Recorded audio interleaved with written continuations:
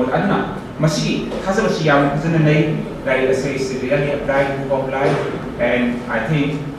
Kabi Narendra Singh writes with a difference. Thank you very much.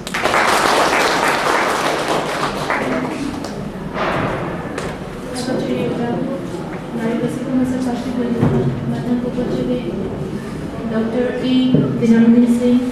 Professor Manipuri Department, MUNA, Atharva Mithun di Udo Varukara Abhinayam.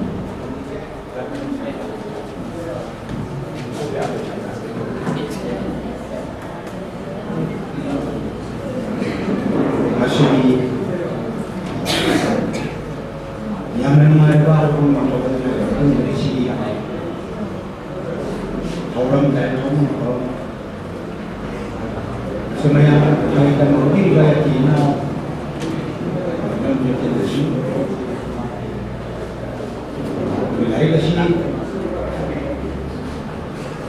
ya bahasa ya ini mau kita mau tak biar mau buat hari ini sih biar kita orang loh dunia hari ini sih ayam lima dah हम लोग ऊपर गया kitchen Jamuna देवी लोइना ना शायद वो मुशीजाबा ऐसे वो थोड़ा दिवा इंजीनियर बात है उनके नाम का बाकी कैसे now जो बता हाजी होगा वो है मैं दिल्ली जो ना कताना है तो ये इसकी मरना भी ना kan niung dia negara kami kerja now Morendro Kashmir beti mari lagi how kamu kau kan benar sih mana di mana di aku bi sendiri di sharing yang ni hai ada yang anda ya apa tanya pada si kada bajo ni no kan ada bibir betul saya yang tidak ada hujung form apa namanya sudah ini apa macam ini mau pilih tu jadi saya yang kena cakap kamu sendiri kali ini lo ini kerja ni wahai saya mana saya Lulian jaba lima cek sekian asal wah ada nanti pada di background hidden meaning mana hidden point cerita apa pesan apa pengkot jaba tu makali kami tahu na ayat walai maya punya ayat walai sesuatu kami ayat walai sesuatu hari mesti yang meaningful ni yang mana point kalpana yang jadi action mana ti fotografi ma jam-jam na orang makan tu iman dia itu fotografer tapi iman kompeti. Aku lagi hanya yang itu, ukang nama siapa, apa. Jadi aing bahagia sudah jauh sendiri. Ini dah jauh siapa makan, ini bahagia kang nama ani siapa sendiri. Apa pun maksud kita, ada nak kerja. Unexpected, you know, kalau kita nak kita wah, sepuluh puluh nak apa? Macam apa nak? Hari berkabita jadi masing macam ni yang berkuali kita. Arwah ada makan, ada untuk kabita. Kalau ada yang siapa? Ada makan kabita. Nanti lagi kalau kabita pun sebelum hari kita kerja ni, yang mengenai ini, ada perisai ada. Siapa pemain ada kita lewat. Tak begini, sedaplah, yang ada begini. Romanticism ni, romantic, ki, seterti berisian sida, anu apa kami dia mah, anu bukan kami romantis saja. Awak itu kualiti, Shakespeare di drama folk seterti. Nawai begini, isam mana bahasa si, hari lagi berisam begini doman mana. Hari doman sila. Adum cakari, ada hal yang sih cakari. Because of the key bisa cakari, hal lagi pero que ni da Vinci que no da Vinci que express ada di mana kita bisa ada nanti apa macam ada macam lain soalnya orang itu ada ni orang itu ni lain itu semua macam tu ada kisah mana ada kisah mana ada kisah ni Sakuntala ada ini Istiqin itu ada ini ada biar ada anak bawa tadi anak kecil saya lagi anak bawa saya itu jadi bos modernisme tadi bos kau nak ada bos modernisme ada di makanan mulai kolonialisme tadi beri aku bos matang ada melakukan no hasil lakukan matang lakukan semua kolektif bayar melakukan aja betul itu ini nak hari classicism romanticism idealism ada su ada mata kadang-kadang tak payah kerja biaya mata itu hari itu ada lagi dari orang itu once maka kamu itu terpa ada yang kamu itu terpa change apa bawa kerja ima ada kamu mata syarat mana kan itu syarat aja sok kali itu mana itu kan bernama okey sih kamu change ima maka aratan kamu mata bahawa kita mau pita masa iman kamu change kamu gimana jadi ada lagi karena sebentar lagi kan kita tidak jadi bir sehingga ini macam tidak jadi sebentar insya Allah tidak jadi jodoh karena sana dia berdoa jadi bir ini bahasa ada ngomong dia masih hinau macam ni lagi pun ini anak kan terus rumah lagi dan dia kau mana saya kau ini cuma dia itu foto sintetik wajib ada mana kan pernah berguna jadi kita sorry dia juga di rumah yang cikgu ada dia semua tambah ada lahan nama tanda nasi kami kami kami dah sih siapa jadi siapa saya mana yang siapa yang kami tak bisa kita tadi yang siapa siapa yang dan di mana sakit suka magi karena pada tak sepi mati ada macam fisik tahu apa bukan sudah bukan sambil sudah itu dah mak kita tu itu saya nak kita semua tu ay nak sini wahai mitra bukan dari wahai semua pai benar lagi wahai ini bapa balik mana kalau orang tu kalau wahai semua kalau dengsan jadi dengsan bersih masuk tu ada mini tu ada di kain tu isyarat oleh kalau mitra suklai kita pada suklai itu bapa orang makan mati turina ia betul betul nak wahai semua kumpulan dari mana iri mitra hai mitra na sila kamu yang sen kamu yang sen sen milon na kita so tinggal na kena apa ya sonda dah semua sana kamu ini orang itu berdasi happy sudah kerja berdiri inogi nak kita kami nak kita kalau kerja kalau sama hai betul betul waktu kita awal betul betul kamu itu jadi atau kamu itu jadi betul mata jadi thought reaction vibration mata jadi betul mata thought kontak ani tu nanti yang mana jadi hasil ni mana amana tu ni kalau mitra amana maksudnya mitra mana lain sahaja aman wahai mitra mana hai buat kamu dia betul reaction sudah vibration sih aman color tadi aman wash ada kamu juga oh macam tadi malu jadi kamu itu ada lagi saya tahu dalam saya ada dari menunjukkan yang ini aku tahu dalam kamu itu kau bawa kunci Ada mah thora bertemu dia ini begini rubber ka nungui palu su nungui palu su thok na ni baru thok mari thok nungui palu ka bang pakai ini nanti dia dapat ke mai lagi ada thok lah tera bomba ke lasing bomba nanti dia mau ada mangfol dengan thok mati mangfol sih yang nak di ada mati thok ada semua karena thok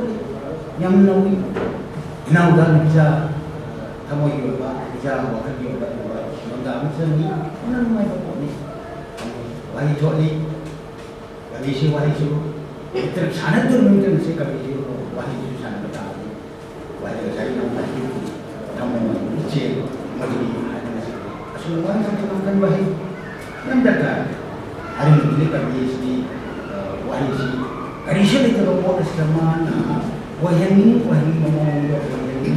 shemi shemi kami ini lesem mati meski kotinnya yang hati sanskrit kami hati asyama asaba lesem mati shemi sekolah itu orang kemana shemi aku rumah kami sama mana kami dekorasi mulai ada yang boleh kami jadi akan ini saya tidak umur saya dah kami masih hasil lek mengaku wani ada kami sekarang bagi wani ada harus kami dia ada sedih anak bangla yang anak ini yang mengajar ada rakyat yang berkali anak mau ini jadi sudah kamu ba jadi kamu ba wala kiwala ini kami makan masih cuma yang berapa orang hal yang macam tu macam ada platform kembali hasil lagi kami mak ikutna kamu jadi mahu support kami mak tenang kamu ini program kamu ini berapa kalau ada share berapa mau ada macam ni kau ini share awak kamu tanda kamu tu ikut jawab hai ni betul kita hai ba kamu ini perlu hai ba ada mana orang yang jadi karena sensitif sih biru dah ada ada pusing sih mulai apa betul boleh itu para kita ni kerja berapa ada mengalir ada bawa kanda saya tidak kami tak ada lagi hina maru sih mengai rasa sih sanskrit ada nuat apa dia nam kerja kerja kan di kanu juga mengai bah harus kita lihat maka paru itu dari tim pantai jadi masih ada mana ras ras makin kita ada mana sih nasi rasi makan sudah ya deh di mana ti nungai bukan tu kerja bukan musim bukan tu nanti ada suami bukan asal yang mana nungai tu yang untuk ada anak mana ni betul yang mama kau minta yang dekat ini bukan bahaya dah, bukan bahaya dah, biru ni. Kaya ini hot macam kau ini thor ko pon dah. Kaya ini hot. Maka ni hot. Kau thang menjadi apa? Ini kali masih ada tahu lagi. Sama sahabat. Jangan apa ada nombor. Overnight itu orang yang berkati. Masih pengen belajar sama kuih ni, naw. Jadi belajar sih, jadi sih. Kalau macam ini sih, macam wari masa wasaki mungkin tadi wari masa itu saya itu enggak saya nak saya itu karena kami masih menjaga kesimpulan dalam dunia ini asal ya lagi kami lagi weakness saja ni lagi dengan apa dengan ini isoto bawa marah ini lama soy kiba ay lo mo bakit ko ito perfect necessary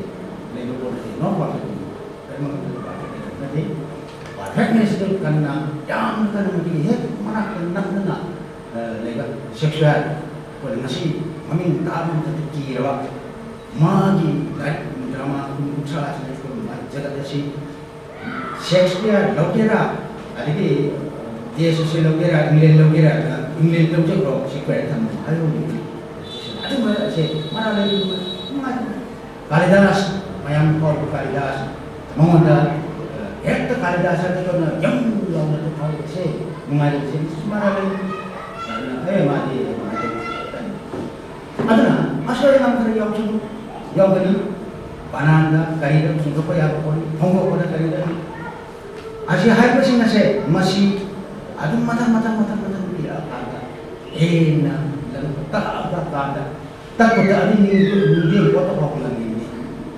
ada apa di betul so bilang kan so macam aduna yang apa yang ni juga yang hang medi yang ni dia hang medi yang ni dia hang medi yang ni betul nak yang betul nak yang ni dia yang baca yang ni baca kamu itu how itu sih ana tu dia nanti hendak apa ni nak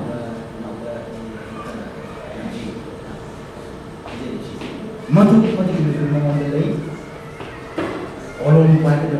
turi pai itu ada di dalamnya olom pai itu tadi lagi ada apa asyik apa kalau sih ada di dalamnya ina selebih sebenarnya sih tak sedih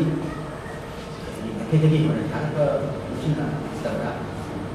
kalau sih masih macam mana ini great dan coba misi masih mana mungkin nggak ada ini semua tahun jin juga masih waris habis kami ayah manda kerana tak tahu na tapi pun tentang apa ini lagi sendiri kau sekali karena memang ada hal mana yang tahu lagi sebenarnya ada yang ada kalau sudah kawida ini pun mana sudah saya sudah lagi dari nama lagi dari jiji semacam itu jadi tak mana sama boleh tu kata tu pada hari boleh sepuluh hari tahun sini hari ini, mengonda, mana paling jauh kereta je makhluk warna, mana kebetulan mana ini kan cukup dari hari ini. Ini kebetulan desa doktor mengonda ada tahun hari. Jadi tang apa macam sudah, war macam sudah. Kavita ini betul di kopi tahun ini na, kan macam ini. Sabri tahun di, macam sudah kata kavita nanti isu masih atau begini sangat bakso lagi deh ada yang lain ada suku banyak tak apa ni bawang ni bawang pada deh mantul dah lagi juga masih jadi pakai sejarah masih yang kali nunggu yang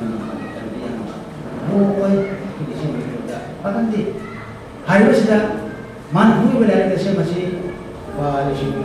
sekarang tu lagi sini yang saya tara mengatara macam ni satu mana dia apa ni kada juga lokal itu bangsa ada berubah ni maduri jalan ni wah sempurna itu hebat nanti lagi ni ada ini tadi yang aku macam maduri juga yang menekan ada berkana bah si kalau si nak yang mana mesti nak kan ni sing kai dia itu ni nak kan ni sekarang ini nanti ini apa berpikir tahun sini mana berpikir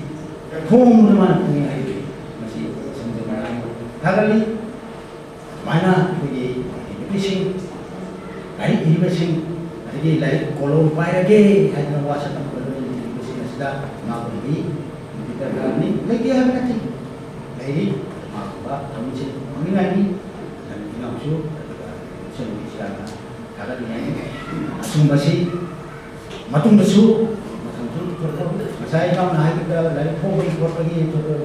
mulai kau nanti. Jadi itu pun nanti, mayam kepada juga, baginya sudah tahu kalau kita masih itu karena negara ini macam apa, nang lagi ada, lagi apa ini jenis ini, kamu di, ni kami sih ayah sih itu jadi sih, mana sih babi rega, pi rumah tangga tebel kami nanti,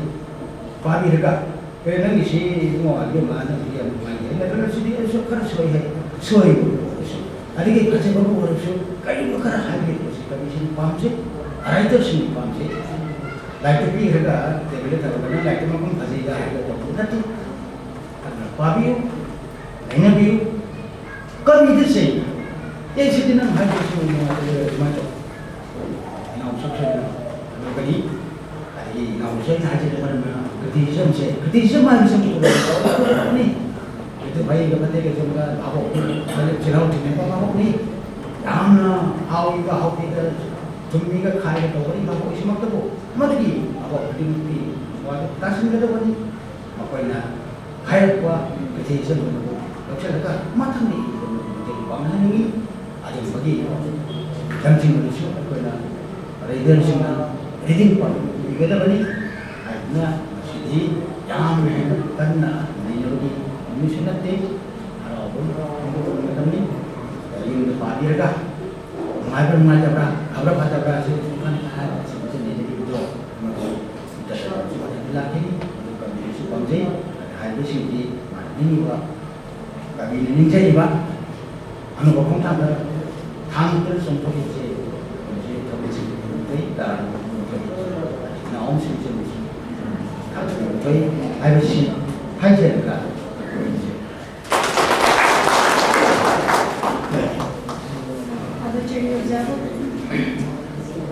Matan ko bachege L Joychandra Singh di Odawa Fulani Hobo Fountain